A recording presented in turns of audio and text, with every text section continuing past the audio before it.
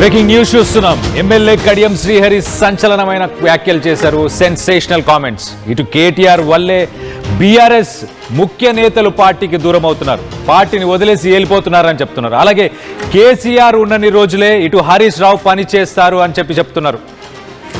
ఆ తర్వాత బీఆర్ఎస్ ముక్కలవ్వబోతుంది, అహంకారం బలుపుతో మాట్లాడితే నాయకుడు కాలేరు మీరు అని చెప్పేసి మొత్తానికైతే ఇటు కేటీఆర్ని ఉద్దేశించి మాట్లాడుతున్నాడు.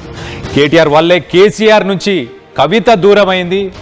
అలాగే రానున్న రోజుల్లో ఇటు పార్టీ నుంచి మిగతా నాయకులందరూ కూడా వెళ్ళిపోతారు.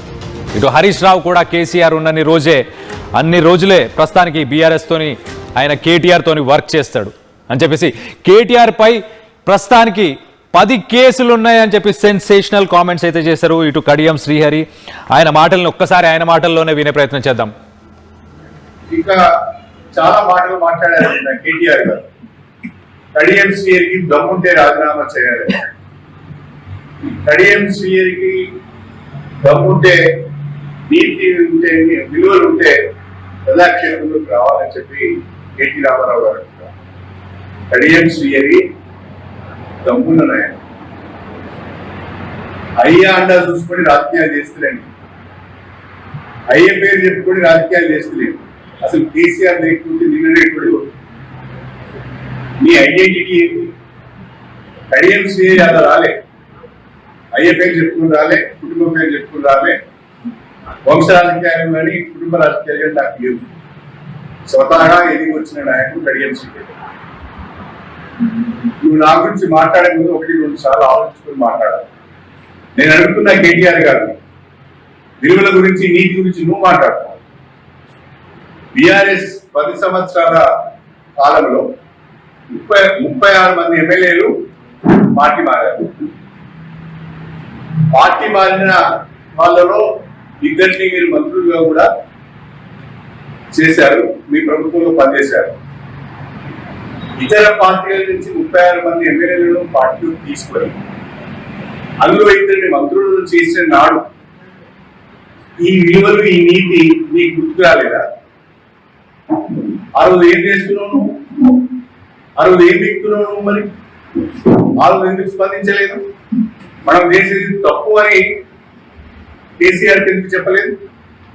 అంటే ఆనాడు మీరు పార్టీ ఫిరాయించిన వాళ్ళను తీసుకొని 5 ఏళ్ళు వాళ్ళతో కలిసి పనిచేసి వాళ్ళని బంధువులు ఇచ్చి ఊరేగి ఇప్పుడు ఫిరాయింపులు ఈ విలువల గురించి మీరు మాట్లాడుతున్నారు. మీకు ఆ నైతిక హక్కు ఉన్నదా అని అసలు కేటీఆర్ యొక్క నాయకత్వం పైన పలు సందేహాలు వస్తున్నాయి. కేటీఆర్ నాయకత్వము సరిపోదు అని, కేటీఆర్ నాయకత్వం పని చేయలేమనే కదా నీ చెల్లె దూరమైంది. నీ నాయకత్వం పైన నమ్మకం లేదనే కదా హరీష్ రావు గారు బాధపడుతున్నారు. ఇవాళ బీఆర్ఎస్ పార్టీలో ఉన్న అనేక మంది నాయకులు కేటీఆర్ నాయకత్వంలో బీఆర్ఎస్ గెలిచే పరిస్థితి లేదు, కేటీఆర్ ఐరన్ లేదు, దీనితో కలిసి ప్రయాణం చేయలేదు అని చెప్పి ఆలోచిస్తున్నారు. ఈ విషయం తెలిసిన కవిత ముందుగానే సర్దుకొని కేటీఆర్ నాయకత్వంలో పనిచేయలేము, కేటీఆర్ తో కాదు అని చెప్పి భక్తులు చెప్తున్నారు. హరీష్ రావు గారు కూడా సమయం కొరకు సందర్భం కొరకు చూస్తున్నారు. ఆయన ఏ రోజు ఆయనకు కూడా కేటీఆర్ నాయకత్వం పైన నమ్మకం లేదు. కేసీఆర్ ఉన్నాడు కాబట్టి ఆపుతున్నాడు. ఇంకా తండ్రి పేరు చెప్పుకొని రాజకీయాలకు వచ్చింది నువ్వు, తండ్రి పార్టీ నుంచి నువ్వు పదవులు తీసుకున్నావు, కానీ కడియం శ్రీహరి ఏ రోజు ఇలా చేయలేదు. కడియం శ్రీహరి ఇండివిజువల్గానే ఒక లీడర్గా ఎదిగాడని చెప్పేసి తన గురించి చెప్పుకొచ్చాడు. గతంలో ఇటు బీఆర్ఎస్ పార్టీ పదవిలో ఉన్న రోజులు, ఇటు పదవి కాలం జరిగిన రోజులు, మిగతా పార్టీల నుంచి దాదాపు 30కి పైగా ఎమ్మెల్యేలను మరి తీసుకున్న రోజు, ఆ రోజు తప్పని తండ్రికి చెప్పాలని నీకు అనిపించలేదా? ఆ రోజు తప్పని నీకు అనిపించలేదా? ఇవాళ పార్టీ ఫిరాయింపుల కేసుకు సంబంధించి నన్ను పాయింట్అవుట్ చేస్తున్నావు కదా అని చెప్పేసి మొత్తం మీద ఇటు కేటీఆర్ని టార్గెట్ చేసుకుంటూ చెప్తున్నారు. అలాగే ఇటు బీఆర్ఎస్ పార్టీ నుంచి ఇటు కవిత దూరం అవ్వడం, అలాగే మిగతా నాయకులు అగ్రనాయకులు కూడా దూరం అవ్వబోతున్నారు. రానున్న రోజుల్లో పార్టీ ముక్కలు అవ్వబోతుంది. ఇటు హరీష్ రావు కూడా కేసీఆర్ ఉన్నన్ని రోజే కేటీఆర్తో పనిచేస్తారని చెప్పి సెన్సేషనల్ కామెంట్స్ అయితే కడియం శ్రీహరి చేశారు. సో దీనికి సంబంధించి మరిన్ని వివరాలు తెలుసుకునే ప్రయత్నం చేద్దాం. మా ప్రతినిధి వెంకటరత్నం ఉన్నారు. వెంకటరత్నంతో మాట్లాడి తెలుసుకునే ప్రయత్నం చేద్దాం. వెంకటరత్నం, చెప్పండి, అసలు ఈ పార్టీ ఫిరాయింపుల కేసుకు సంబంధించి ఇప్పుడు కడియం శ్రీహరి ఇలాంటి సెన్సేషనల్ కామెంట్స్ చేయడం జరిగిందా? ఇంకా ఇతర కారణాలు ఏమైనా ఉన్నాయా? ఇక్కడ నిన్న స్టేషన్ గణపురం నియోజకవర్గానికి సంబంధించి అలాగే మాజీ డిప్యూటీ సీఎం ప్రస్తుతం స్టేషన్ గణపురం ఎమ్మెల్యే కడియం శ్రీహరి మీద నిన్న కేటీఆర్ వరంగల్ పర్యటన సందర్భంగా కొన్ని వ్యాఖ్యలు చేశారు. ఆ వ్యాఖ్యల్ని దృష్టిలో పెట్టుకుని ఇక్కడ కడియం శ్రీహరి కూడా రివర్స్ గా తనను ఏవైతే మాట్లాడినారో దానికి సంబంధించి కూడా మరింత ఘాటుగా కూడా కడియం శ్రీహరి స్పందించినటువంటి పరిస్థితి. ఆ కేటీఆర్ ను టార్గెట్ చేసుకుని తను తండ్రి అండ చూసుకుని తాను ఒక రాజకీయాల్లోకి రాలేదు, నాకు ఎట్లాంటి బ్యాక్గ్రౌండ్ లేకుండానే నేను ఒక డిప్యూటీ సీఎం గా పనిచేశాను, ఈ స్థాయికి వచ్చాను, నేను ప్రజా సేవ చేశాను కాబట్టి ప్రజల్లో నాకు ఒక ఇన్ఫ్లుయెన్స్ ఉంది అన్నటువంటి చెప్పారు. కానీ నేను ఎవరి సపోర్ట్ లేకుండానే అంటే రాజకీయంగా ఎవరో గాడ్ ఫాదర్ లాంటి కేసీఆర్ లాంటి వ్యక్తులు నాకు ఎవరు సపోర్ట్ చేయలేదు కాబట్టి నేను ఇట్లున్నాను, తండ్రి సపోర్ట్ అనేది లేకుండా వచ్చారని చెప్పి ప్రత్యక్షంగా చెప్పారు. స్వతహాగా ఎదిగిన నాయకుడిని అని చెప్పి చెప్పుకున్నటువంటి పరిస్థితి. ఇక్కడ ప్రస్తుతానికి బీఆర్ఎస్ హయాంలో ఉన్నప్పుడు కూడా 36 మంది ఎమ్మెల్యేలు పార్టీ మారినప్పుడు ఆ కేటీఆర్ కు తెలియదా ఇప్పుడు తను మాట్లాడినటువంటి మాటల అంతరార్థం వెనుక? అప్పుడు మారినప్పుడు ఇద్దరికి మంత్రి పదవులు ఇచ్చారు. 36 మంది ఎమ్మెల్యేలు పార్టీ మారితే అందులో ఇద్దరికి మంత్రి పదవులు ఇచ్చారు. అలాగే అప్పుడు విలువలు నీతి గుర్తుకు రాలేదా అని చెప్పి అప్పుడు ఘాటుగా స్పందించినటువంటి పరిస్థితి. ఫిరాయింపుల గురించి మాట్లాడేటువంటి అర్హత ఆ కేటీఆర్ కు లేదని కూడా చాలా తీవ్రంగా వ్యాఖ్యానించినటువంటి పరిస్థితి. కేటీఆర్ కూడా తన నాయకత్వం మీద ఎవరికీ నమ్మకం లేదు. ఇప్పుడు ఉన్నటువంటి వాళ్ళందరూ కూడా అంటే హరీష్ రావుతో పాటు మిగిలిన నాయకులు, అంతేకాదు సొంత చెల్లెలు కూడా కేటీఆర్ నాయకత్వం మీద నమ్మకం లేకనే ఇంకా వేరే ప్రయత్నాలు చేసుకుంటూ రాజకీయ అస్తిత్వం కోసం పోరాడుతున్నారన్నటువంటి విషయాలు కూడా చెప్తున్నటువంటి ఘాటు వ్యాఖ్యలు కూడా చేశారు. ఇంతేకాకుండా ముఖ్యంగా బీసీల రిజర్వేషన్ల అంశం కూడా తెర మీదకి వచ్చిన నేపథ్యంలో ఇక్కడ బీఆర్ఎస్ తో పాటు బీజేపీ పైన కూడా తీవ్ర ఘాటు విమర్శలు చేశారు. ప్రస్తుతానికైతే ఎక్కువగా మాత్రం కేటీఆర్ ను టార్గెట్ చేసుకునే చెప్పారు.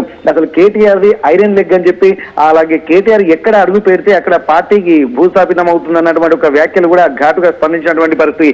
ఇప్పటి వరకు కేసీఆర్ ఉన్నంత వరకే బీఆర్ఎస్ పార్టీ మనుగడ ఉంటుంది, ఆ తర్వాత బీఆర్ఎస్ పార్టీ అనేది ముక్కలు చెక్కలు అవుతుందనడానికి రాబోయే రోజులకు ఎలా ఉండబోతుందో అన్నటువంటి విషయాలు కూడా కడియం శ్రీహరి ఆ ఘాటుగా స్పందించినటువంటి పరిస్థితి. ఇక్కడ బీసీల డిక్లరేషన్ అంశం మీద ఇక్కడ బీజేపీ బీఆర్ఎస్ రెండు పార్టీలు నాటకాలు ఆడుతున్నాయని చెప్పి అంటున్నారు. అసలు సపోర్ట్ చేసేటువంటి పరిస్థితి బీఆర్ఎస్ కు లేదు. ఇక్కడ ఉన్నటువంటి ఎమ్మెల్యేలైనా సరే బీజేపీ మీద ఒత్తిడి ఎందుకు తీసుకురావడం లేదు, మేమిచ్చినటువంటి డిక్లరేషన్ ను కూడా దాన్ని తప్పుదోవ పట్టించేటువంటి పరిస్థితులలో ఇక్కడ బీఆర్ఎస్ నాయకులు ఉన్నారు. బీజేపీ మాత్రం ఇంకా ఘాటుగా స్పందించారు. అసలు ఇప్పటి వరకు కేంద్రంలో 2 మంత్రులు ఉన్నారు, 8 మంది ఎంపీలు ఉన్నారు. ఇక్కడ తెలంగాణలో ఏ ఒక్కరు కూడా ఎందుకు దీని మీద స్పందించడం లేదు, కేంద్రం తలుచుకుంటే సాధ్యం కాదా అన్నటువంటి విషయాలు కూడా స్పందించినటువంటి పరిస్థితి. ముఖ్యంగా ఇవన్నిటిని దృష్టిలో పెట్టుకుని ఒక రాజకీయ అస్థిరత అనేది చోటు చేసుకుంది. అన్ని పార్టీలు అంటే కాంగ్రెస్ ఇక్కడ డిక్లరేషన్, కామారెడ్డి డిక్లరేషన్ తర్వాత కట్టుబడి 42% ఉంటున్నటువంటి నేపథ్యంలో నిబద్ధతతోనే ఉంటుంది. కానీ ఇక్కడ మళ్ళీ కొత్త రాజకీయాలు సృష్టించి దీన్ని 42% రిజర్వేషన్లు కల్పిస్తే ఎక్కడ కాంగ్రెస్ కు మంచి పేరు వస్తుంది అన్నటువంటి ఉద్దేశంతో ఏ ఒక్క పార్టీ కూడా సపోర్ట్ చేయలేకుండా పోతున్నారు. అసలు ఆర్ కృష్ణయ్యతో పాటు అలాగే మందకృష్ణ మాదిగ కూడా ఇక్కడ వీళ్ళు రిజర్వేషన్ల కోసం ఇటు బీసీ రిజర్వేషన్లు, ఎస్సీ రిజర్వేషన్లు సాధించుకున్నటువంటి క్రమంలో అక్కడనే చిత్తశుద్ధి లేదన్నటువంటి విషయాలు కూడా చెప్పారు. ఇట్లాంటి అక్కడ రాజ్యసభ సభ్యుడిగా మొన్ననే బాధ్యతలు స్వీకరించినటువంటి మందకృష్ణ మాదిగ ఇక్కడ ఢిల్లీలో జంతర్ మంతర్ దగ్గర ధర్నా చేయాల్సి ఉంటుంది. అలాగే మోడీ కార్యాలయాన్ని ముట్టడించేటువంటి కార్యక్రమాలు చేపట్టాల్సి ఉంటుంది.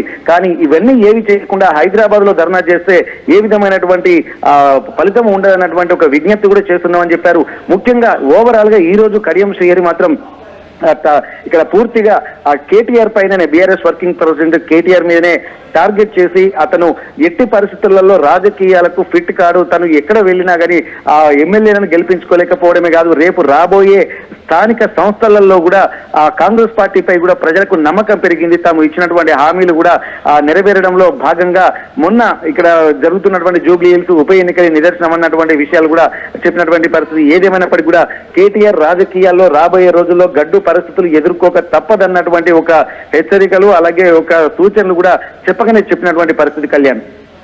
Right Venkataratnam, thanks for the latest update. మొత్తం మీద నిన్న కేటీఆర్ సెన్సేషనల్ కామెంట్స్ చేశారు ఇటు కడియం శ్రీహరి పైన.